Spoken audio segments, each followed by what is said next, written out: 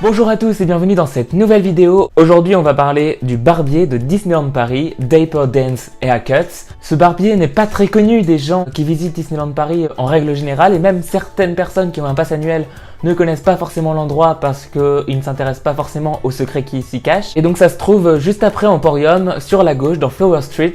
Alors ce barbier pour moi c'est un peu l'élément qui caractérise le plus Main Street, qui fait le plus authentique. C'est la reproduction du barbier de Marceline, donc la ville que Walt Disney chérissait et où il a vécu pendant les premières années de sa vie. Dans tout Disneyland Paris, en général, on se retrouve un peu dans une ambiance 19e siècle, et Main Street, ça caractérise le début du 20e siècle. Les Imagineers voulaient vraiment mettre ce barbier dans Disneyland Paris, et pour ça, ils ont cherché à réunir vraiment tous les éléments pour qu'on s'y retrouve, pour qu'on se retrouve dans cette période. Et c'est pour ça qu'on retrouve les habitudes qu'avaient les gens quand ils allaient chez le barbier au début du 20e siècle.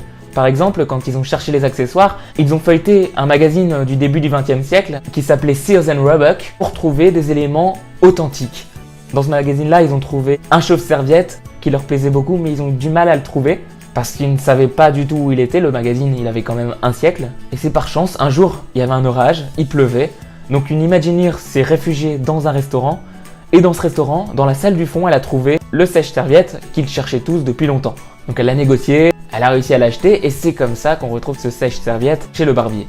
Chez ce barbier, on peut aussi voir qu'il y a des étagères avec les tasses posées dessus. C'est en fait les tasses que les clients rapportaient la première fois, donc c'était leur tasse à raser, et le barbier l'a conservé pour les fois prochaines. Sur ces tasses-là, on avait un symbole qui était souvent le symbole de leur profession. Donc par exemple, le shérif, il avait une étoile, ou encore le pompier avait un casque. C'était vraiment une tradition de ramener sa tasse pour boire son thé ou son café pendant qu'on se faisait raser.